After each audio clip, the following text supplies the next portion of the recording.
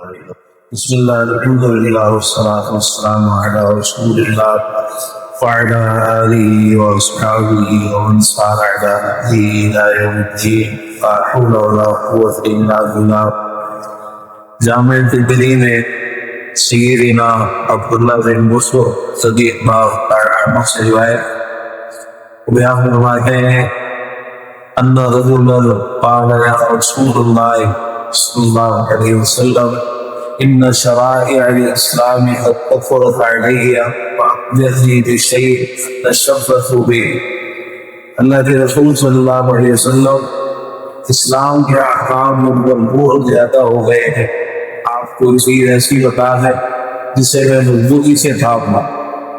فقال آپ نے ارشاد فرمایا لا يزال لسانك رطبا بذكر اللہ، تیری زبان ہمیشہ اللہ کے ذکر سے تر رہے.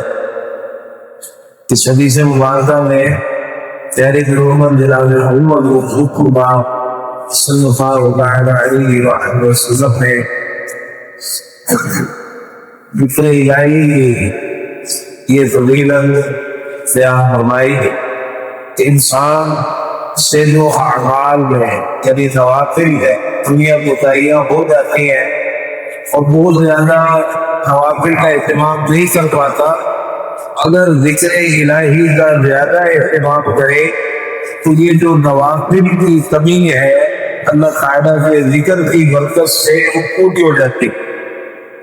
اس کا یہ مطلب نہیں ہے کہ نوافل بالکل ادا نہ کرے، یہ ان کی اہمیت ہے، لیکن انسان بہت زیادہ نوافل ادا نہیں کر پاتا، نوافل میں بہت زیادہ محنت نہیں کر پاتا. اللہ تعالیٰ کا ذکر ایک ایسا عمل ہے کہ اس کی برکت سے انسان اس کمی کو پورا کر سکتا ہے. یہ صحابی نے عرض کیا تھا ان شرائع الاسلام حقت علیہ، اسلام کے احکام یعنی اللہ تعالیٰ نے جو دین آپ کو دیا ہے اس کے جو احکام ہے، اس میں جو عبادات ہیں، دیگر چیزیں نوافل ہیں، مستحبات ہیں، فرائض کی بات نہیں ہے. یہ کوئی نہ سمجھے کہ شاید صحابی کوئی فرائض میں رخصت مانگے، فرائض میں تو کوئی رخصت نہیں. اسی طرح واجبات ان میں بھی کوئی رخصت نہیں، وہ تو نہیں کرتے، وہ تو فرض ہے، ان میں کوئی رعایت نہیں. یہ اصل سے بات تھی نوافل ہے، بہت زیادہ نوافل ادا کرنا، ہر عمل کو کرنا کچھ ہی طریقے ممکن نہیں ہے. ان کا شرائع الاسلام میں مطلب کو بتایا اسلام کے احکام بہت زیادہ ہو گئے، بہت زیادہ ہو گئے ہیں، سب کو کرنا میرے لیے ممکن نہیں ہے. تو کوئی چیز ایسی بتا دے جس کو میں مضبوطی سے تھام لوں تو یہ عمل میری نجات کا ذریعہ بن جائے اور میری جو کمیاں کوتاہیاں ان کا ازالہ ہو جائے. آپ نے فرمایا لا یزال لسانک رطبا بذکر اللہ، میرے پیاری صحابی کے لیے جواب کر لینا، اس کو نہ چھوڑنا اور اس میں کوتاہی نہ کرنا. بہت زیادہ نوافل ادا نہیں بھی کر سکتے نا، کوئی بات، تمہاری زبان ہمیشہ اللہ کے ذکر سے تر رہنی چاہیے.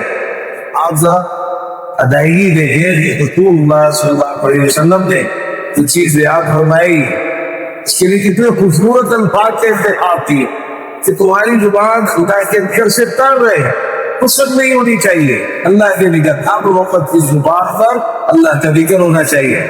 اچھا اس سے بھی بڑی آسانی فراہم کی آپ تو مخصوص کلمات نہیں بتائے کہ بس یہ ہر وقت پڑھتے رہو، نہیں، بلکہ مطلب اللہ کے ذکر کی بات کی ہے. یعنی کوئی بھی انسان دعا پڑھتا ہے، ذکر کرتا ہے، کوئی ایسا کلمہ پڑھتا ہے، کوئی زبان سے ماشاء اللہ بولتا ہے، الحمدللہ بولتا ہے، سبحان اللہ بولتا ہے، یہ سب اللہ کا ذکر.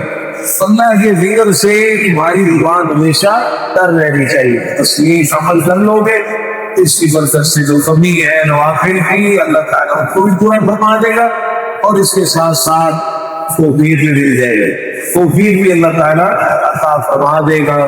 جو تم اپنے اندر ہمت نہیں پا رہے نا اس کی برکت سے ہمت آ جائے، ہمت مل جائے.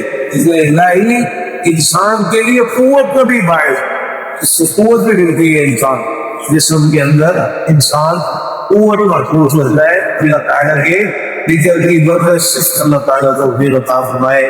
ہمارے عقیدے عبادات معاملات صورت لباس کاروبار تجارت چلنا پھرنا اٹھنا بیٹھنا سونا جاگنا اخلاق مختار کردار خوشی اور غمی کے تمام امور سب کچھ خیری پیغمبر جناب محمد رسول اللہ صلی اللہ تعالی علیہ وآلہ وسلم کے طریقے کے مطابق چاہیے.